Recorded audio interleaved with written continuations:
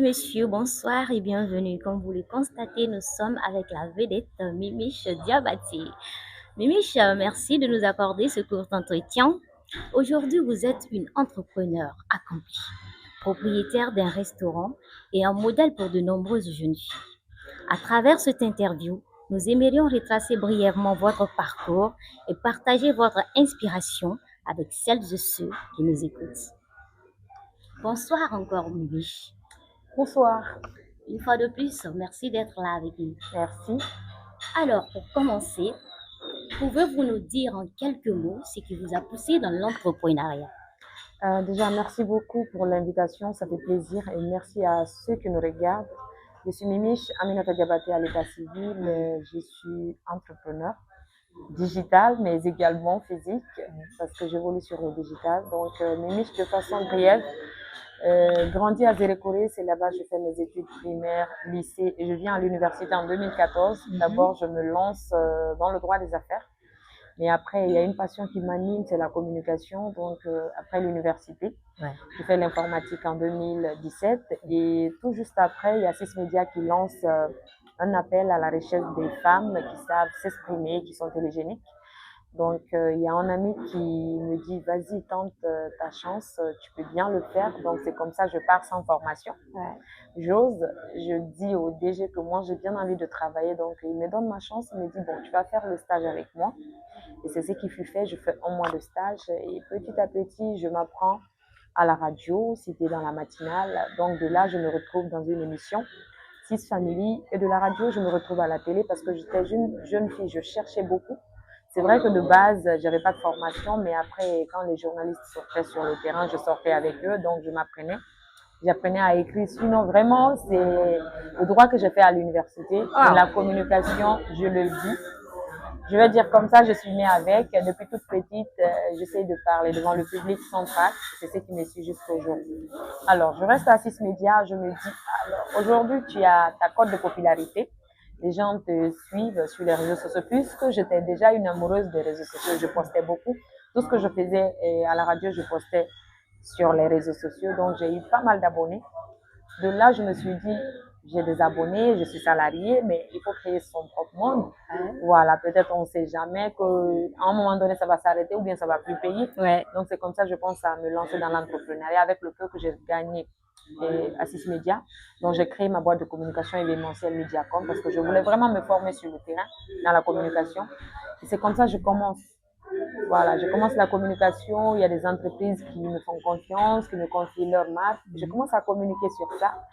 Et de là, ça commence à s'agrandir. J'ouvre Image Food, Media Résidence. Ouais. Voilà, comme ça, je me retrouve dans l'entrepreneuriat. Dans l'entrepreneuriat. Mhm. Wow, c'est tellement beau à attendre. Sauf Merci que pour c'est la pas facile. réponse. Ouais. Alors, justement, parlons de début. Quels ont été les principaux défis que vous avez rencontrés au début de votre parcours professionnel? Bon, ça n'a pas été facile déjà à Six Médias. C'est une jeune fille qui vient, qui n'est pas formée du tout dans le journalisme ni dans la communication, mais qui a envie vraiment de s'imposer. Donc, il a fallu que je m'y mette, que j'étudie beaucoup, que je fasse des recherches. Je suis vraiment des femmes inspirantes dans ce milieu comme Kone Touré qui animait beaucoup, je Je l'admire. l'aime Donc, aussi. voilà, je la kiffais énormément. Je regardais également pas mal d'événements, comment on présentait les événements, comment on présentait les émissions. Donc, petit à petit, je me forme comme ça. Faut dire que ça n'a pas été facile. Quitter à la radio, venir à la télé, il a fallu vraiment que je me donne à fond. Et de là, je me lance aussi dans l'entrepreneuriat. Énormément de difficultés. Et on arrive à gérer parce que c'est quelque chose qui nous passionne. Lorsqu'on est passionné par quelque chose, on a l'impression qu'on ne travaille pas. Ouais. Donc, pour moi, c'est ça. Je travaille. Il y a pas... Des fois, il y a des gens qui disent, est-ce que toi, tu te fatigues? C'est bien vrai que je me fatigue, mais je suis passionnée de la chose. J'aime, donc facilement, je suis motivée. Ouais, la motivation, elle compte vraiment. Alors, quel a été le déclic qui vous a mené à ouvrir votre propre restaurant? Le déclic, déjà, je commence en ligne parce que j'étais très amoureuse de la cuisine. Je peux dire que ça serait ma deuxième passion. Après la communication, j'aime beaucoup cuisiner à la maison, naturellement. Donc, je cuisinais beaucoup et je partageais les astuces de cuisine. Donc, une fois, j'ai partagé une astuce sur du lafidi. Voilà, parce que c'était autrement fait. Mhm. Donc, j'ai mis du poisson dessus avec oignons et tout. Les gens ont vu, c'était beau à voir. Ils ont dit, mais on a envie de goûter ça. Donc, j'ai envoyé à quelques personnes. Ils ont dit, franchement, c'était top. Je me suis dit, alors, si les gens aiment, pourquoi ne pas commercialiser? Déjà, j'ai pas les moyens pour ouvrir un restaurant, mais je vais commencer en ligne à la maison. Donc, c'est comme ça que je commence à entreprendre petit à petit.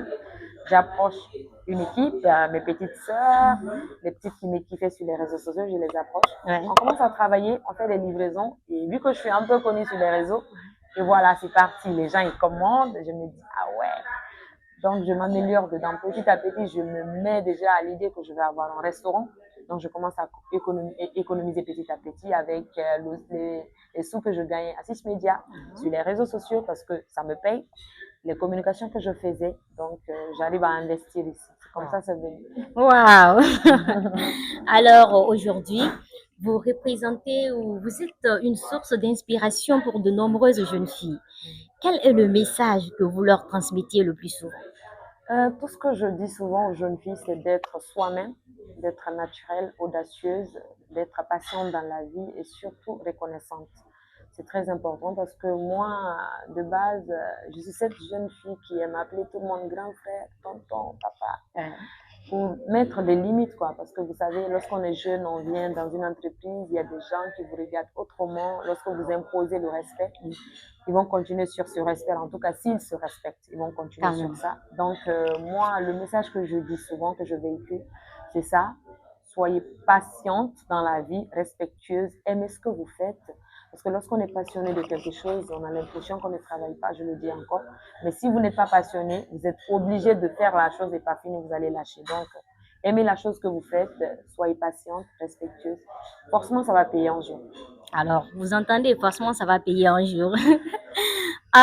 Pour conclure, enfant, cet échange inspirant, dites-nous si vous deviez résumer votre parcours en un seul mot, lequel choisissez-vous et pourquoi?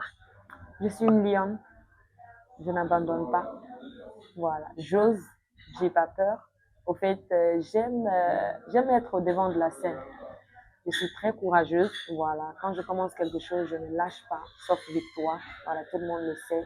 C'est pourquoi mon papa il dit souvent que je le ressemble beaucoup parce que mon papa il est vraiment palori, comment on dit ça? Comment on dit? Non, j'ai oublié. En fait, mon papa, carrément, je veux dire, il est une légende. C'est une légende, mon papa, il aime beaucoup parler et puis en fait, il est audacieux, il n'a pas peur des gens. Donc, il dit souvent que je le ressemble beaucoup. Donc, ça fait que je me définis en une lionne. Je n'aime pas abandonner. Quand je commence, c'est jusqu'au bout. Alors, jusqu'au bout, on retient ça surtout. Merci Mimich pour cet échange inspirant. C'était vraiment très adorable d'entendre cela, surtout pour nos jeunes filles actuellement, qui surtout encore plus précisément qui évoluent dans ce domaine.